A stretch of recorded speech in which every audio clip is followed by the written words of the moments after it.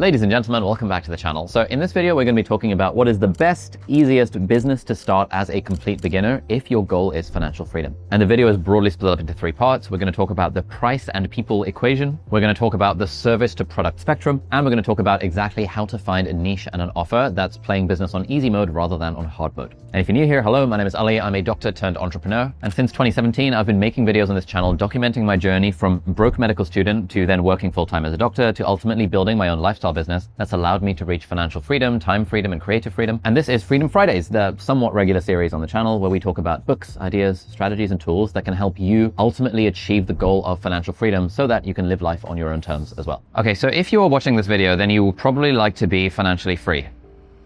Maybe you want financial freedom. You would love to have time freedom as well, where you can spend your time broadly however you want. And you would also love to have creative freedom, where you can work on stuff that fulfills and energizes you. That begs the question, okay, well, how do you do that? And maybe you've realized through watching maybe my content, maybe other people's content, that like start a business is a much nicer way for most people to get to financial freedom compared to follow a normal traditional career and get a job, for example. But then that begs the question of, okay, bro, like which business do I start? I want to introduce you to a simple equation for basically how to make money. And that simple equation basically has 2 variables. It's basically your number of customers, i.e. how many people are buying your stuff, and then the price point of your stuff. That is literally it. And so when you're coming up with a business idea, you want to figure out how many people do you need for your business idea to be viable, and what kind of price do you need to sell things at in order for your business to be viable. And there is a graph that I would like to show you that helps us figure this out. This is a graph of people versus price. So let's say you want to make $100,000. Let's say that's your goal.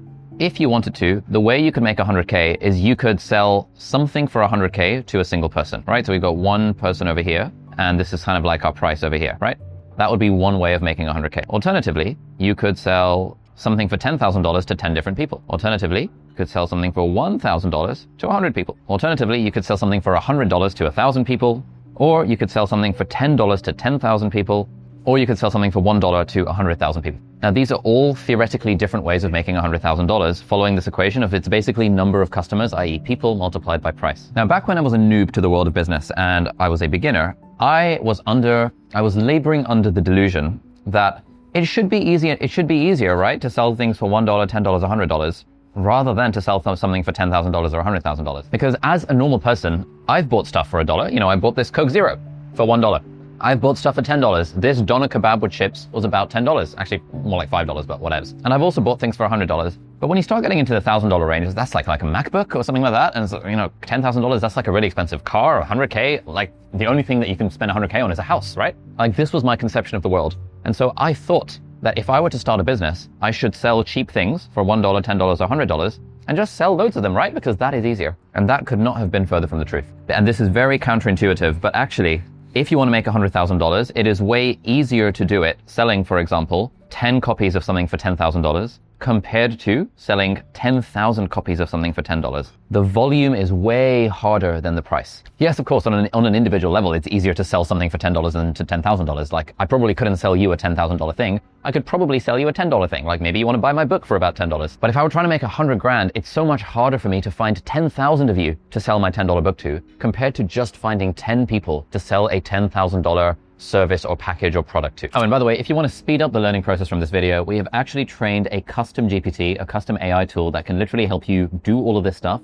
and it's completely free. There's a link down below. You can check it out. You need an OpenAI account, like a ChatGPT account, which you have already. You don't need to be paying for it. Don't worry. And you basically talk to it, and it's trained on like my materials that we have in our Lifestyle Business Academy on how to figure out your niche and your offer, so that hopefully this can give you some clearer ideas. And it'll sort of talk you through the process, and it'll help you figure out what business you want to start that will be playing on easy mode rather than on hard mode. So that'll be linked down below, and there's a QR code on screen somewhere if you would like to check that out. Again, it's completely free. And so what this means is that when we're trying to figure out what business to start if we are a beginner, is you want to be avoiding this zone. This is the red zone. Trying to start a business in the red zone where you're selling cheap things that are like high volume.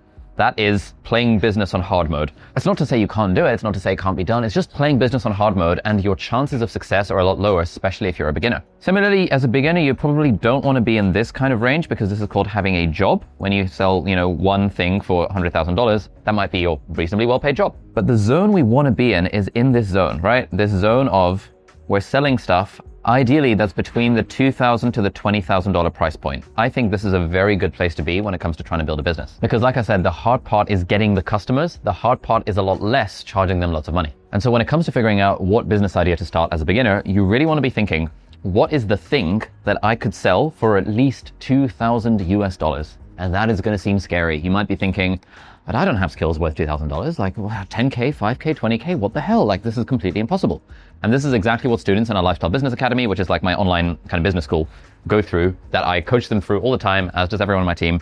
And we really try and get them to figure out something that they can sell for at least $2,000. Because trust me, when you're selling expensive things, it becomes so much easier to build a business that hits 6 figures in revenue compared to when you're trying to sell large volumes of a cheap thing. Now, once you start and grow your business and you make all this extra cash, you're going to need a place to invest that money for it to compound passively over time. And that is where the sponsor of this video comes in, Trading 212. Trading 212 is an online trading platform that lets you invest in stocks and ETFs. Me and my wife have both independently been using Trading 212 to manage a portion of our portfolio for absolutely years, since way before they started sponsoring the channel. And what I love about it is that it makes it super easy to invest in stuff without having to pay commissions. They've also just launched the Trading 212 card, which lets you earn 1.5% cashback on your daily spending. There's no monthly fee, there are no hidden fees, and you get currency conversions at the true interbank rate, which is fantastic if you travel or you buy things online in lots of different currencies. The card integrates with your Trading 212 Invest account so that your uninvested cash can earn compound interest in up to 13 currencies while you are out there living your life. Plus, Trading 212 still offers their wonderful pies and auto invest features that helps you build a diversified portfolio on autopilot. They've got zero commission investing with fractional shares to make investing more accessible. And as an extra bonus, if you sign up using my link, you can get a free fractional share worth up to £100. So it's free money, you might as well. So if you'd like to get started, head over to trading212.com/join/Ali to claim your free share. That'll be linked down below as well. And you can check out the card as well. So thank you very much, Trading 212, for sponsoring the video, and let's get back to it. All right, so now I'm going to go one level slightly more complicated, but I know you can keep up because you're very smart and very good looking. This was how to make $100,000. But if we want to make $100,000 a year, you know, a six-figure business, we need the per year to come from somewhere. It can either come from the price or it can come from the volume. So for example, if you were to charge $10,000 per year for something, let's say, I don't know, you're selling expensive health insurance. People are paying $10,000 per year.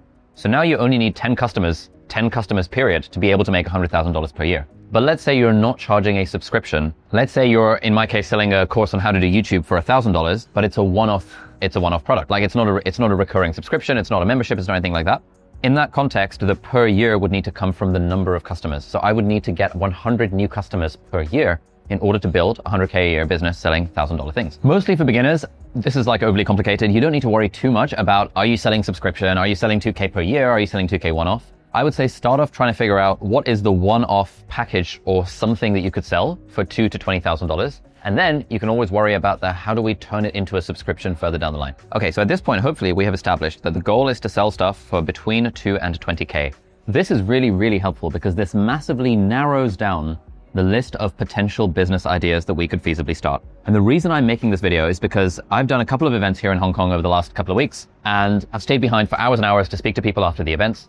And people come up to me always asking for advice about their business ideas. And they'll either say they don't have any ideas at all, or they'll say, more likely these days, actually, that they've got so many business ideas. And I'm making this video because this is the video I would want to show all of these people who are coming to me with all these different business ideas. Because for the most part, the ideas that I hear are playing business on hard mode. I was speaking to a girl the other day, and she had a few different business ideas. One of those business ideas was she wanted to start a fashion brand that was accessibly priced, that helped a sort of modest fashion wear for women who are into running in Hong Kong. Because apparently there's loads of women into running in Hong Kong, and she was like, you know, there's not that much like modest fashion available for them. That is a business that's operating on hard mode, primarily because she's trying to sell cheap stuff. Like she's probably not selling $1,000 packages. It's probably being like, I don't know, somewhere between the $10 and $100 range for like a modest sports bra or like leggings or whatever. That tends to be the price point for those things, which means in order to build a viable business, you need a ton of volume, and volume is really hard unless you're already famous. Similarly, we've got one of our students in our Lifestyle Business Academy who came in, and initially what she wanted to sell was some kind of digital membership for people who want to improve their lives. And I was like, okay, interesting. Like what kind of price point are we thinking about? She was like, I was thinking maybe like $20 a month or something like that. That is again playing business on hard mode, because when you are trying to sell anything for $20 a month, again, in order to build a viable business off it, you need a ton of volume. And now if she had loads of followers on YouTube or Instagram or LinkedIn or email lists or whatever, it becomes a viable business model. But if you're a beginner, you probably are not famous on the internet, and so it will be really, really hard for you to get customers and really hard for you to find that kind of volume. But now let me give you some examples of businesses that are operating on easy mode. So we have this married couple in our program, Elias and Hayat, and what they're doing is they're selling a service that helps accountancy practices in London speed up their onboarding time for new clients so that they save lots of time and lots of money to onboard new clients, and they're charging like $8,000 for this. This is amazing. They are playing business on easy mode.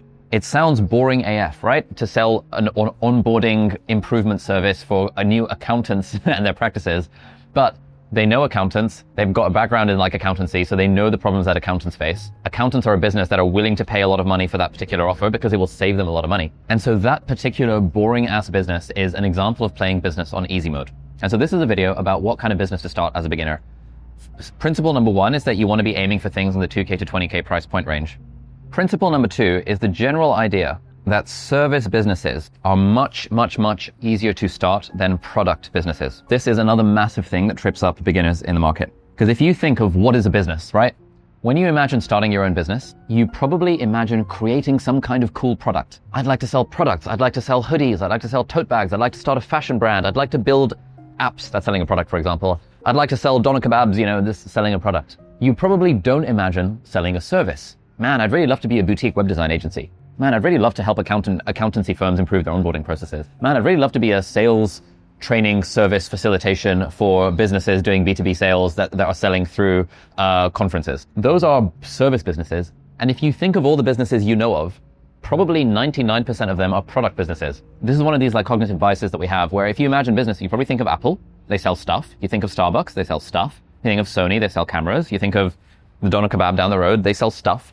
Most of the businesses that you come into contact with on a day-to-day basis are selling products. But what you don't realize is that product businesses are really, really, really hard to start because generally the products are cheap and you have to go for big volumes and it's really hard to do volume. What you probably don't come across is the enormous list of businesses that are selling services. I think most of the economy, most of the GDP generated by the economy in most like developed countries, especially in places like the UK, certainly in places like Hong Kong, are based on services, like financial services, legal services, accounting services, like there are all sorts of services businesses out there that are making way more money in the grand scheme of things compared to product businesses. But the product businesses are the ones that are cool and sexy and that you see marketing for everywhere. Whereas you very rarely see, as an individual consumer, you very rarely see marketing for service-based businesses. Now, the difference between a service-based business is that, basically these are really the only two types of businesses. A service business is where you do something for your client or your customer. And a product business is you make something which does something, right? Ultimately, the only reason people buy stuff is because they want a problem to be solved. They want a job to be done. This doner kebab that I'm currently eating that's getting a little bit cold right now, this is currently doing the thing of alleviating my hunger and helping me have a good time. It is a product business. But unfortunately, the guy running the doner kebab shop is very unlikely to become financially free from running a doner kebab shop unless they sort of expand to like multiple locations and build out a team and all of that sort of stuff. Because he's trying to play the volume game and it's very hard to play the volume game, see my point around how that's business on hard mode. So what you want to do is you want to start some kind of service business. Now, when it comes to services, there's a little bit of a spectrum. Now, if we imagine something like web design, let's say you want to build a business that helps people get websites. Let's say that helps e-commerce brands have better conversion rates on their website. Now, the easiest way to do that as a beginner is to do it done for you. You are doing the work for them. You are a full service provider where you are doing the work for them. They are not having to do the work themselves. You are doing the work for them. So you're going into their Shopify and twiddling their whatever and dealing with their analytics. You're doing the work. This is the stuff that you can generally, as a beginner, charge the most money for because you are literally doing the work. One level down from that, one level more scalable is done with you, where you can imagine for the same thing, you're selling a coaching program with one-on-one support and implementation. So you are supporting them to do the work of increasing the conversion rates on their website. And one level more scalable than that is do it yourself, where you're selling, let's say, a course or whatever. Yeah, a course or an app that they have to use it themselves. Like they have to do the work, but your product just sort of helps them along the way. Here you are selling information, and here you are selling implementation. You are actually doing the work. And if you are a beginner looking to start a business to get you to financial freedom, I would 100% recommend the place to start should be some kind of done-for-you service. Maybe at a stretch you go to done with you, or maybe it's a coaching or consulting program, but you probably do not want to be trying to sell an online course, because generally just selling an online course puts you in this kind of territory, and we do not want to be in this kind of territory as it relates to price, because it's sort of hard mode. Also, the way the world is going, I don't think online courses are going to be around very much longer because AI slop is a thing. If you want to learn something, you just ask ChatGPT. If you wanted to just learn how to do it yourself, and people are realizing this, the bar for what is free just keeps going up. People are putting all sorts of like really good free content on YouTube completely for free.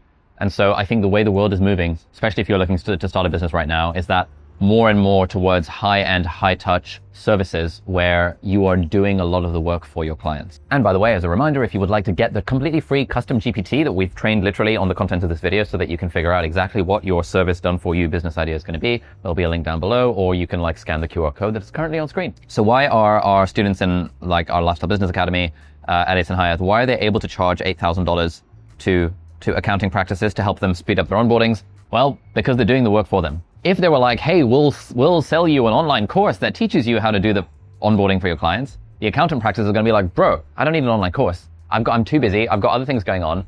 Maybe they might buy it for like, I don't know, $80 or something like that, just cause, and then they would never log in and never actually use it because these are businesses and businesses are busy and they don't have much time. But if you can do the work for them, if you can promise them the outcome, the transformation without them having to do any work, you are able to charge way higher prices. And generally the way you do that is through a service business with a done for you business model where you are trying to do something for someone where they value the outcome. Now, all of this begs the question, like, okay then, so I'm going to start a service business, which is a done for you, where I'm charging somewhere between $2,000 and $20,000. So then you're probably thinking, okay, well, what sort of service business do I start? And this is where I cannot give you the answer, but I can give you some ways of thinking about it. Now, when we're figuring out our niche, there's kind of two things we need to figure out. It's like, who is the person and what is the problem that they have? Because people pay money to solve problems. And then your business is sort of like the bridge that helps take that person and helps them solve their particular problem. Now, if you want to play business on easy mode, you want to find someone who is rich. If the person is rich, or if they are a business with lots of money, it is so much easier to charge them $2,000 to $20,000 for something. Whereas if you're trying to start a business selling stuff to people who don't have money, it is very, very difficult to do that. So you want to be finding a problem to solve for people who are rich. And ideally, this is a very painful problem for them because the more painful the problem is, the more motivated they are to solve the problem. Therefore, when your business positions itself as the solution to that problem, for example, hey, you know how every time you onboard a new client for your accounting practice, it takes you weeks and weeks of onboarding time and you waste all this time and waste all this money. That's really painful, right? You know, it's a painful problem that accountancy firms have. And so when you position your solution as the solution to the problem, then it becomes much easier to sell something like that. In a dream world, the problem that you have identified is a problem that if solved either helps that person make money, helps them save money.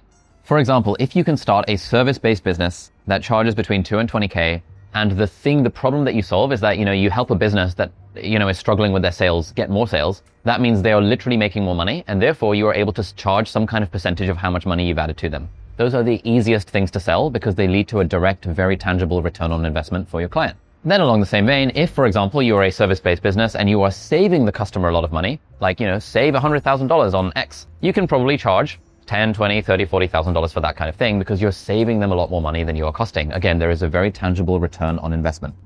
This, again, is playing business on easy mode when you are building a service done for you business between 2 and 20K that solves a painful problem for a rich person that ideally helps them make money or save money. Now, the problem is you might be thinking that you might not have the kind of skills that can help a business make money or save money. We have people in our program that want to be life coaches, mindset coaches. I want to help working professionals overcome imposter syndrome. Those are harder businesses to start. I'm not saying it can't be done. We can certainly mentor people and help them out as best as we can in that process, but they're harder businesses to start because what you are solving, imposter syndrome, is not a tangible problem. It is not for some people it might be a painful problem, but a way to improve that particular offer would be like, okay, I help working professionals cure their imposter syndrome so that they can get a raise, so that they can get a promotion. When you tie the intangible to something tangible that they want, that they can see the return on investment in, for example, getting a raise, getting a promotion, therefore making money, we are tying our outcome to a make money outcome, it becomes much easier to charge $2,000 to $20,000 for the specific thing. Whereas when you have something that is intangible, like I'll improve your mindset, I'll help you find your purpose, I'll help you even be more productive, that's actually quite intangible. I'll help you overcome imposter syndrome. I'll help you get over anxiety. Like these things, the more intangible they are, the harder it is for people to see the value that you're offering, especially when you're trying to price between 2 and 20K. And so the sort of process that we take our students through is basically like a lot of back and forth around how can we tie this intangible transformation that you're offering to something tangible so that people can see the value of it. And then, People generally don't tend to want to buy internal transformations. They tend to want to buy external results, external transformations. They want their life to improve in measurable ways that are obvious to other people. And of course, along the way, you have an internal transformation, but it's hard to sell an internal transformation for a large amount of money. And if you want way more information on exactly how to do this, then I have a video over here, which is the 4 books you absolutely need to read if you want to become financially free. If you read those 4 books, I guarantee they will, again, teach you the principles that I've just taught you in this video. And they will also help you figure out what is the business that you're going to start that's going to get you to financial freedom. So check that out over there. Thank you very much for watching. Have a lovely day, and I'll see you in the next video. Bye-bye.